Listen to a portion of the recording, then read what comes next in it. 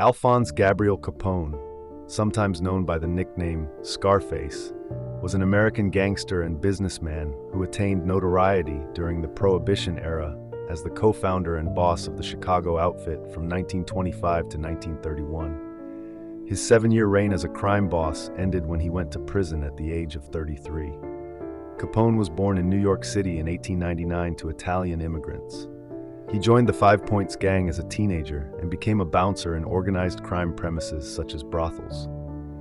In his early 20s, Capone moved to Chicago and became a bodyguard of Johnny Torrio, head of a criminal syndicate that illegally supplied alcohol, the forerunner of the outfit, and was politically protected through the Unione Siciliana.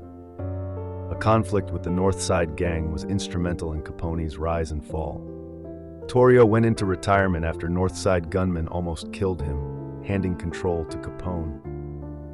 Capone expanded the bootlegging business through increasingly violent means, but his mutually profitable relationships with Mayor William Hale Thompson and the Chicago Police Department meant he seemed safe from law enforcement.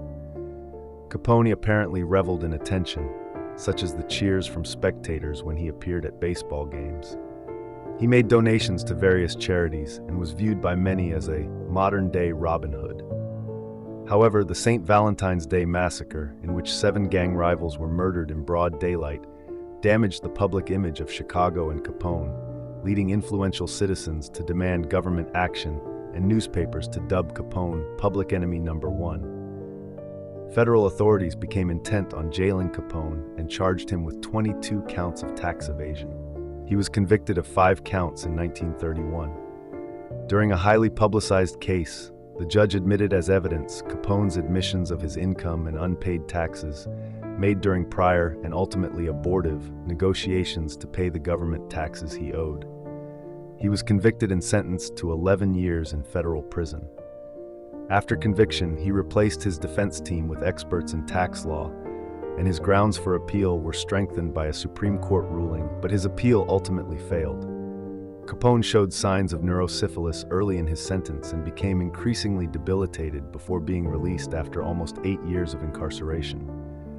In 1947, he died of cardiac arrest after a stroke. Early life. The young Capone with his mother Alphonse Gabriel Capone was born in Brooklyn, a borough of New York City, on January 17, 1899. His parents were Italian immigrants, Gabriella Capone and Teresa Capone. His father was a barber and his mother was a seamstress, both born in Angri, a small commune outside of Naples in the province of Salerno. Capone's family had immigrated to the United States in 1893 by ship, first going through Fiume, modern-day Rijeka, Croatia, a port city in what was then Austria-Hungary. The family settled at 95 Navy Street in the Navy Yards section of Brooklyn. When Al was aged 11, he and his family moved to 38 Garfield Place in Park Slope, Brooklyn. Capone's parents had 8 other children: James Vincenzo Capone, who later changed his name to Richard Hart and became a Prohibition agent in Homer, Nebraska; Raffaele James Capone, also known as Ralph Capone, or Bottles, who took charge of his brother's beverage industry; Salvatore Frank Capone; Ermina Capone, who died at the age of 1; Ermino John Capone; Albert Capone; Matthew Capone, and Mafalda Capone. Ralph and Frank worked with Al Capone in his criminal empire. Frank did so until his death on April 1, 1924. Ralph ran Capone's bottling companies, both legal and illegal, early on, and was also the front man for the Chicago outfit until he was imprisoned for tax evasion in 1932. Al Capone showed promise as a student, but had trouble with the rules at his strict parochial Catholic school. His schooling ended at the age of 14 after he was expelled for hitting a female teacher in the face. Capone worked at odd jobs around Brooklyn, including a candy store and a bowling alley. From 1916 to 1918, he played semi-professional baseball. Following this, Capone was influenced by gangster Johnny Torrio, whom he came to regard as a mentor. Capone married May Josephine Coughlin at age 19 on December 30, 1918. She was Irish Catholic and earlier that month had given birth to their son, Albert Francis Sonny Capone. Albert lost most of his hearing in his left ear as a child. Capone was under the age of 21 and his parents had to consent in writing to the marriage. By all accounts, the two had a happy marriage. Career. New York City, Capone initially became involved with small-time gangs that included the Junior 40 Thieves and the Bowery Boys. He then joined the Brooklyn Rippers and then the powerful 5 Points Gang, based in Lower Manhattan. During this time, he was employed and mentored by fellow racketeer Frankie Yale, a bartender in a Coney Island dance hall and saloon called the Harvard Inn. Capone inadvertently insulted a woman while working the door, and he was slashed with a knife 3 times on the left side of his face by her brother Frank Galluccio. The wounds led to the nickname Scarface, which Capone loathed. The date when this occurred has been reported with inconsistencies. When Capone was photographed, he hid the scarred left side of his face, saying that the injuries were war wounds. He was called Snorky by his closest friends, a term for a sharp dresser. Moved to Chicago. In 1919, Capone left New York City for Chicago at the invitation of Torrio, who was imported by crime boss James Big Jim Colosimo as an enforcer. Capone began in Chicago as a bouncer in a brothel, which is thought to be most likely where he contracted syphilis. Capone was aware of being infected at an early stage, and timely use of Salvarsan probably could have cured the infection, but he apparently never sought treatment. In 1923, Capone purchased a small house at 7244 South Prairie Avenue in the Park Manor neighborhood in Chicago's South Side for $15,500. As originally reported in the Chicago Tribune, hijacker Joe Howard was killed on May 8, 1924, after he tried to interfere with the Capone-Torrio bootlegging business. In a 1936 article highlighting Capone's criminal career, the Tribune erroneously reported the date as May 7, 1923. In the early years of the decade, Capone's name began appearing in newspaper sports pages, where he was described as a boxing promoter. Torrio took over Colosimo's criminal empire after the latter's murder on May 11, 1920, in which Capone was suspected of being involved. Torrio headed an essentially Italian organized crime group that was the biggest in Chicago, with Capone as his right-hand man. Torrio was wary of being drawn into gang wars and tried to negotiate agreements over territory between rival crime groups. The smaller North Side gang, led by Dean O'Banion, came under pressure from the Jenna brothers, who were allied with Torrio. O'Banion found that Torrio was unhelpful with the Jenna's encroachment, despite his pretensions to be a settler of disputes. In a fateful step, Torrio arranged the murder of O'Banion at his flower shop on November 10, 1924. This placed Jaime Weiss at the head of the gang, backed by Vincent Drucci and Bugs Moran. Weiss had been a close friend of O'Banion, and the Northsiders made it a priority to get revenge on his killers. During Prohibition, Capone was involved with Canadian bootleggers who helped him smuggle liquor into the U.S. When Capone was asked if he knew Rocco Perry, billed as Canada's King of the Bootleggers, he replied, "Why, I don't even know which street Canada is on."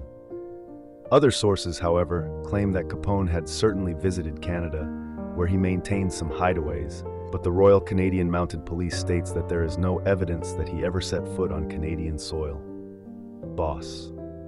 Unemployed men outside a soup kitchen opened by Capone in Chicago during the Depression, February 1931. An ambush on January 1925 left Capone shaken but unhurt. 12 days later, Torrio was returning from a shopping trip when he was shot several times. After recovering, he effectively resigned and handed control over to Capone, aged 26, who became the new boss of an organization that took in illegal breweries and a transportation network that reached to Canada with political and law enforcement protection. In turn, he was able to use more violence to increase revenue. Any establishment that refused to purchase liquor from Capone often got blown up, and as many as 100 people were killed in such bombings during the 1920s. Rivals saw Capone as responsible for the proliferation of brothels in the city. Capone often enlisted the help of local members of the black community into his operations. Jazz musicians Milt Hinton and Lionel Hampton had uncles who worked for Capone on Chicago's South Side. A fan of jazz as well, Capone once asked clarinetist Johnny Dodds to play a number that Dodds did not know. Capone split a $100 bill in half and told Dodds that he would get the other half when he learned it.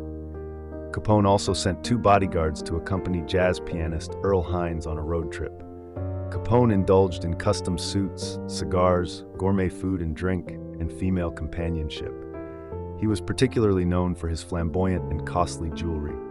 His favorite responses to questions about his activities were, "I am just a businessman, giving the people what they want. And all I do is satisfy a public demand." Capone had become a national celebrity and talking point. The entrance to Capone's mansion in Palm Island, Florida, located at 93 Palm Avenue. Capone bought the estate in 1928 as a winter retreat and lived there until his death in 1947. Capone based himself in Cicero, Illinois, after using bribery and widespread intimidation to take over town council elections, making it difficult for the Northsiders to target him. Capone's driver was found tortured and murdered, and there was an attempt on Weiss's life in the Chicago Loop. On September 20, 1926, the Northsiders used a ploy outside Capone's headquarters at the Hawthorne Inn, aimed at drawing him to the windows. Gunmen in several cars then opened fire with Thompson submachine guns and shotguns at the windows of the first-floor restaurant. Capone was unhurt and called for a truce, but the negotiations fell flat. 3 weeks later, on October 11th, Weiss was killed outside the Northsiders' headquarters at O'Banian's former flower shop. The owner of Hawthorne's restaurant was a friend of Capone's, and he was kidnapped and killed by Moran and Drucci in January 1927. Capone became increasingly security-minded and desirous of getting away from Chicago. As a precaution, he and his entourage would often show up suddenly at one of Chicago's train depots and buy up an entire Pullman sleeper car on a night train to Cleveland, Omaha, Kansas City, Little Rock, or Hot Springs, Arkansas, where they would spend a week in luxury hotel suites under assumed names. In 1928, Capone paid $40,000 to Clarence Bush of the Anheuser-Busch brewing family for a 10,000-square-foot home at 93 Palm Avenue on Palm Island, Florida, between Miami and Miami Beach. Feud with Aiello. In November 1925, Capone's consigliere, Antonio Lombardo, was named head of the Unione Siciliana, a Sicilian-American benevolent society that had been corrupted by gangsters. An infuriated Joe Aiello, who had wanted the position himself, believed Capone was responsible for Lombardo's ascension and resented the non-Sicilians' attempts to manipulate affairs within the Unione. Aiello severed all personal and business ties with Lombardo and entered into a feud with Capone. Aiello allied himself with several of Capone's enemies, including Jack Zuda, who ran vice and gambling houses together. Aiello plotted to eliminate both Lombardo and Capone, and starting in the spring of 1927, made several attempts to assassinate Capone. On one occasion, Aiello offered money to the chef of Joseph Diamond Joe Esposito's Bella Napoli Cafe, Capone's favorite restaurant, to put prussic acid in Capone's and Lombardo's soup. Reports indicated he offered between $10,000 and $35,000. Instead, the chef exposed the plot to Capone, who responded by dispatching men to destroy Aiello's bakery on West Division Street with machine gun fire. More than 200 bullets were fired into the bakery on May 28, 1927, wounding Joe's brother, Antonio. During the summer and autumn of 1927, a number of hitmen Aiello hired to kill Capone were themselves slain. Among them were Anthony Russo and Vincent Spicuzza, each of whom had been offered $25,000 by Aiello to kill Capone and Lombardo. Aiello eventually offered a $50,000 bounty to anyone who eliminated Capone. At least 10 gunmen tried to collect on the bounty, but ended up dead. Capone's ally Ralph Sheldon attempted to kill both Capone and Lombardo for Aiello's reward, but Capone henchman Frank Nitti had an intelligence network that learned of the transaction and had Sheldon shot in front of a West Side hotel, although he survived the incident. In November 1927, Aiello organized machine gun ambushes across from Lombardo's home and a cigar store frequented by Capone, but those plans were foiled after an anonymous tip led police to raid several addresses and arrest Milwaukee gunman Angelo Lamantio and 4 other Aiello gunmen. After the police discovered receipts for the apartments in Lamantio's pockets, he confessed that Aiello had hired him to kill Capone and Lombardo, leading the police to arrest Aiello himself and bring him to the South Clark Street police station. Upon learning of the arrest, Capone dispatched nearly 24 gunmen to stand guard outside the station and await Aiello's release. The men made no attempt to conceal their purpose there, and reporters and photographers rushed to the scene to observe Aiello's expected murder. When released, Aiello was given a police escort out of the station to safety. He later failed to make a court appearance after his attorney claimed he suffered a nervous breakdown. Aiello disappeared with some family members to Trenton, NJ, where he continued his campaign against Capone and Lombardo. Political alliances. Chicago politicians had long been associated with questionable methods and even newspaper circulation wars, but the need for bootleggers to have protection in City Hall introduced a far more serious level of violence and graft. Capone is generally seen as having an appreciable effect in bringing about the victory of Republican mayoral candidate William Hale Thompson, who had campaigned on a platform of not enforcing Prohibition and at one time hinted that he'd reopen illegal saloons. Thompson allegedly accepted a contribution of $250,000 from Capone. Thompson beat Democratic candidate William Emmett Deaver in the 1927 mayoral race by a relatively slim margin. On the day of the so-called Pineapple Primary on April 10, 1928, voting booths were targeted by Capone's bomber James Belcastro in wards where Thompson's opponents were thought to have support, causing the deaths of at least 15 people. Belcastro was accused of murdering lawyer Octavius Granity, an African-American who challenged Thompson's candidate for the black vote and was chased through the streets on polling day by cars of gunmen before being shot dead. 4 policemen were among those charged along with Belcastro, but all charges were dropped after key witnesses recanted their statements. An indication of the attitude of local law enforcement toward Capone's organization came in 1931 when Belcastro was wounded in a shooting. Police suggested to skeptical journalists that Belcastro was an independent operator. A 1929 report by the New York Times connected Capone to the 1926 murder of Assistant State Attorney William H. McSwiggan, the 1928 murders of Chief Investigator Ben Newmark, and former mentor Frankie Yale. St. Valentine's Day Massacre. Capone was widely assumed to have been responsible for ordering the 1929 St. Valentine's Day Massacre, despite being at his Florida home at the time of the massacre. The massacre was an attempt to eliminate Bugs Moran, head of the North Side Gang, and the motivation for the plan may have been the fact that some expensive whiskey that was illegally imported from Canada via the Detroit River had been hijacked while it was being transported to Cook County, Illinois. Moran was the last survivor of the North Side gunmen. His succession had come about because his similarly aggressive predecessors, Weiss and Vincent Drucci, had been killed in the violence that followed the murder of original leader Dean O'Banion. To monitor their targets' habits and movements, Capone's men rented an apartment across from the trucking warehouse and garage at 2122 North Clark Street, which served as Moran's headquarters. On the morning of Thursday, February 14, 1929, Capone's lookout signaled 4 gunmen disguised as police officers to initiate a police raid.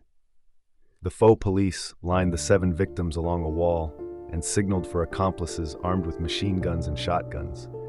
Moran was not among the victims. Photos of the slain victims shocked the public and damaged Capone's image. Within days, Capone received a summons to testify before a Chicago grand jury on charges of federal prohibition violations, but he claimed to be too unwell to attend. In an effort to clean up his image, Capone donated to charities and sponsored a soup kitchen in Chicago during the Depression. Feud with Aiello ends. Capone was known for ordering other men to do his dirty work for him. In May 1929, one of Capone's bodyguards, Frank Rio, uncovered a plot by 3 of his men, Albert Anselmi, John Scalise, and Joseph Junta. They had been persuaded by Aiello to depose Capone and take over the Chicago outfit. Later on, Capone beat the men with a baseball bat and then ordered his bodyguards to shoot them, a scene that was included in the 1987 film The Untouchables. Deirdre Bair, along with writers and historians such as William Elliott Hazelgrove, have questioned the veracity of the claim. Bair questioned why 3 trained killers could sit quietly and let this happen, while Hazelgrove stated that Capone would have been hard-pressed to beat 3 men to death with a baseball bat, and that he would have instead let an enforcer perform the murders.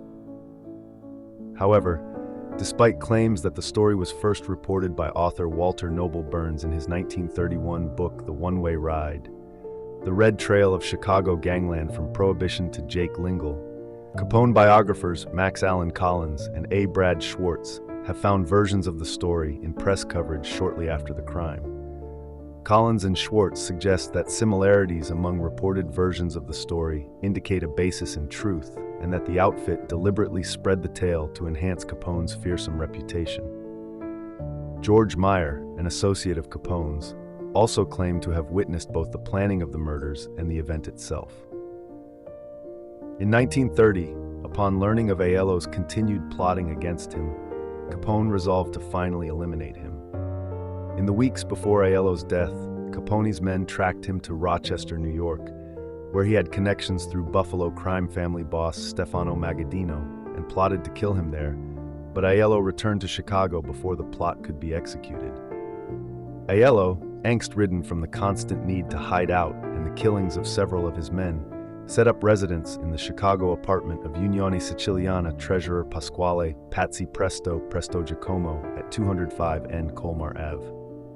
On October 23rd, upon exiting Presto Giacomo's building to enter a taxicab, a gunman in a second-floor window across the street started firing at Aiello with a submachine gun. Aiello was said to have been shot at least 13 times before he toppled off the building steps and moved around the corner, attempting to move out of the line of fire. Instead, he moved directly into the range of a second submachine gun, positioned on the third floor of another apartment block, and was subsequently gunned down. Federal intervention. In the wake of the St. Valentine's Day massacre, Walter A. Strong, publisher of the Chicago Daily News, asked his friend President Herbert Hoover for federal intervention to stem Chicago's lawlessness. He arranged a secret meeting at the White House just 2 weeks after Hoover's inauguration. On March 19, 1929, Strong, joined by Frank Loesch of the Chicago Crime Commission and Laird Bell, made their case to the president.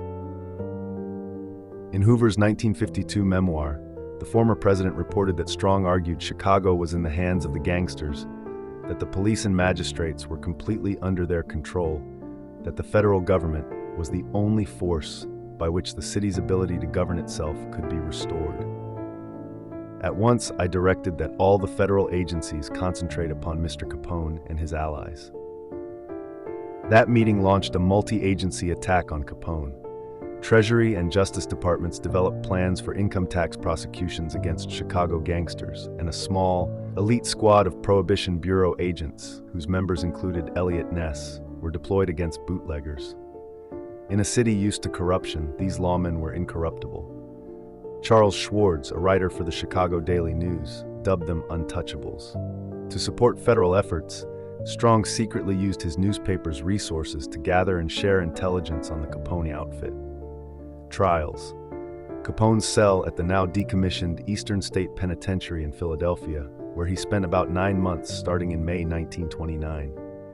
Mugshot of Capone in Miami in 1930. On March 27, 1929, Capone was arrested by FBI agents as he left a Chicago courtroom after testifying to a grand jury that was investigating violations of federal prohibition laws.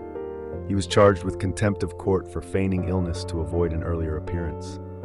On May 16, 1929, Capone was arrested in Philadelphia, Pennsylvania, for carrying a concealed weapon.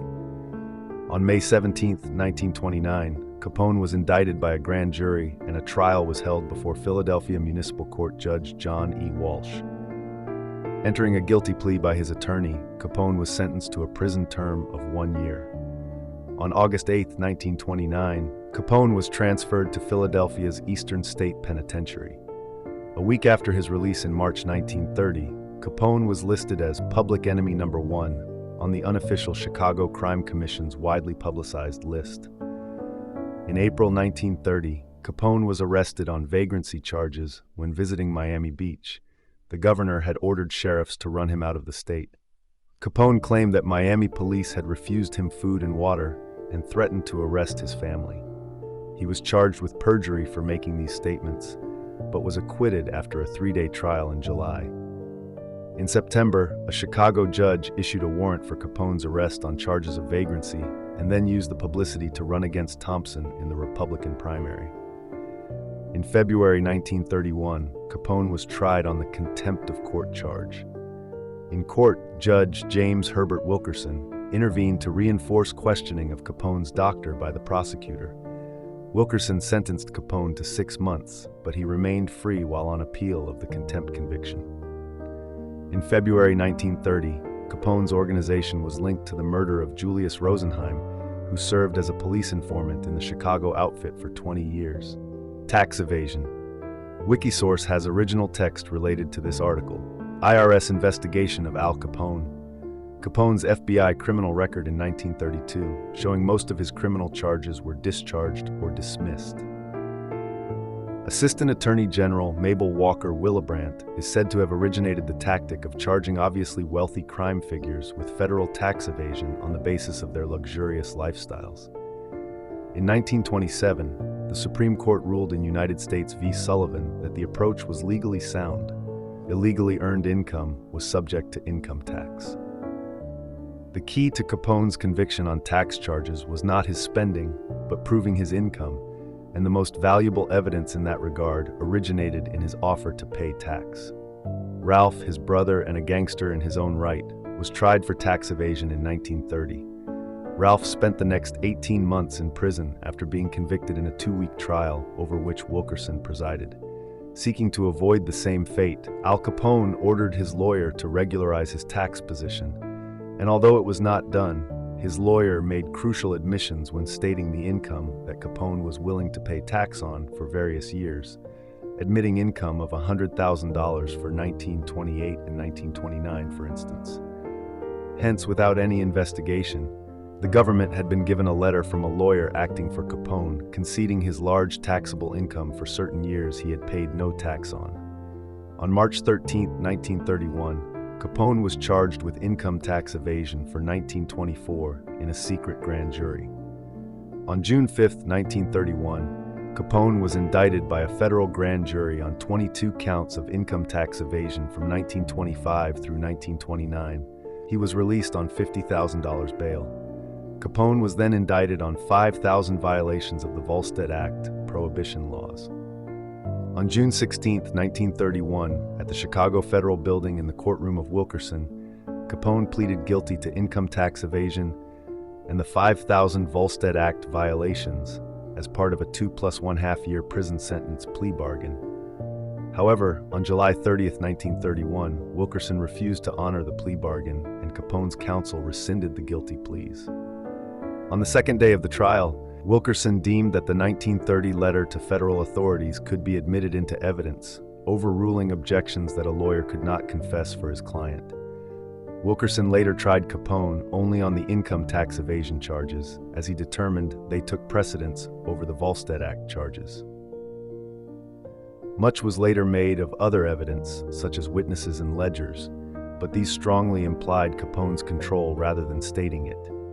Capone's lawyers, who had relied on the plea bargain Wilkerson refused to honor, therefore had mere hours to prepare for the trial, ran a weak defense, focused on claiming that essentially all his income was lost to gambling.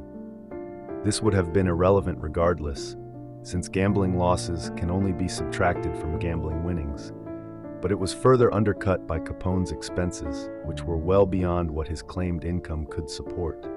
Wilkerson allowed Capone's spending to be presented at very great length. The government charged Capone with evasion of $215,000 in taxes on a total income of $1,038,654 during the 5-year period. Capone was convicted on 5 counts of income tax evasion on October 17, 1931, and was sentenced a week later to 11 years in federal prison, fined $50,000 plus $7,692 for court costs, and was held liable for $215,000 plus interest due on his back taxes. The contempt of court sentence was served concurrently. New lawyers hired to represent Capone were Washington-based tax experts. They filed a writ of habeas corpus based on a Supreme Court ruling that tax evasion was not fraud, which apparently meant that Capone had been convicted on charges relating to years that were actually outside the time limit for prosecution. However, a judge interpreted the law so that the time that Capone had spent in Miami was subtracted from the age of the offenses, thereby denying the appeal of both Capone's conviction and sentence.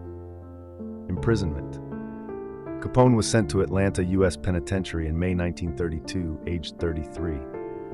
Upon his arrival at Atlanta, Capone was officially diagnosed with syphilis and gonorrhea. He was also experiencing withdrawal symptoms from cocaine addiction, the use of which had perforated his nasal septum.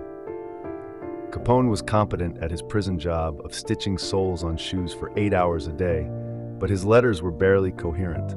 He was seen as a weak personality, and so out of his depth dealing with bullying at the hands of fellow inmates that his cellmate, seasoned convict Red Rudensky, feared that Capone would have a breakdown. Rudensky was formerly a small-time criminal associated with the Capone gang and found himself becoming a protector for Capone. The conspicuous protection by Rudensky and other prisoners drew accusations from less friendly inmates and fueled suspicion that Capone was receiving special treatment. No solid evidence ever emerged, but it formed part of the rationale for moving Capone to the recently opened Alcatraz Federal Penitentiary off the coast of San Francisco in August 1934. On June 23, 1936, Capone was stabbed and superficially wounded by fellow Alcatraz inmate James C. Lucas. Due to his good behavior, Capone was permitted to play banjo in the Alcatraz prison band, the Rock Islanders, which gave regular Sunday concerts for other inmates. Capone also transcribed the song Madonna Mia, creating his own arrangement as a tribute to his wife, May.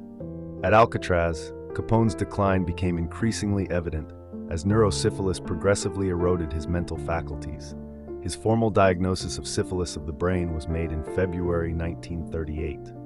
He spent the last year of his Alcatraz sentence in the hospital section, confused and disoriented. Capone completed his term in Alcatraz on January 6, 1939, and was transferred to the Federal Correctional Institution at Terminal Island in California to serve out his sentence for contempt of court. He was paroled on November 16, 1939, after his wife May appealed to the court, based on his reduced mental capabilities. Chicago aftermath. The main effect of Capone's conviction was that he ceased to be boss immediately on his imprisonment, but those involved in the jailing of Capone portrayed it as a considerable undermining of the city's organized crime syndicate. Capone's underboss, Frank Nitti, took over as boss of the outfit after he was released from prison in March 1932, having also been convicted of tax evasion charges. Far from being smashed, the outfit continued without being troubled by the Chicago police, but at a lower level and without the open violence that had marked Capone's rule. Organized crime in the city had a lower profile once Prohibition was repealed, already wary of attention after seeing Capone's notoriety bring him down, to the extent that there is a lack of consensus among writers about who was actually in control and who was a figurehead front boss. Prostitution, labor union racketeering, and gambling became moneymakers for organized crime in the city without incurring serious investigation. In the late 1950s, FBI agents discovered an organization led by Capone's former lieutenants, reigning supreme over the Chicago underworld. Some historians have speculated that Capone ordered the 1939 murder of Edward J. O'Hare a week before his release for helping federal prosecutors convict Capone of tax evasion, though there are other theories for O'Hare's death. Illness and death. Due to his failing health, Capone was released from prison on November 16, 1939, and referred to Johns Hopkins Hospital in Baltimore for the treatment of syphilitic paresis. Because of his unsavory reputation, Johns Hopkins refused to treat him, but Baltimore's Union Memorial Hospital did. Capone was grateful for the compassionate care that he received and donated 2 Japanese weeping cherry trees to Union Memorial Hospital in 1939. After a few weeks of inpatient and outpatient care, on March 20, 1940, a very sickly Capone left Baltimore and traveled to his mansion in Palm Island, Florida. In 1942, after mass production of penicillin was started in the United States, Capone was one of the first American patients treated by the new drug. Though it was too late for him to reverse the damage to his brain, it did slow down the progression of the disease.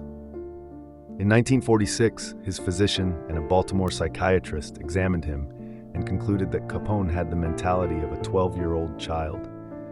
He spent the last years of his life at his Palm Island mansion, spending time with his wife and grandchildren. On January 21, 1947, Capone had a stroke. He regained consciousness and started to improve, but contracted bronchopneumonia.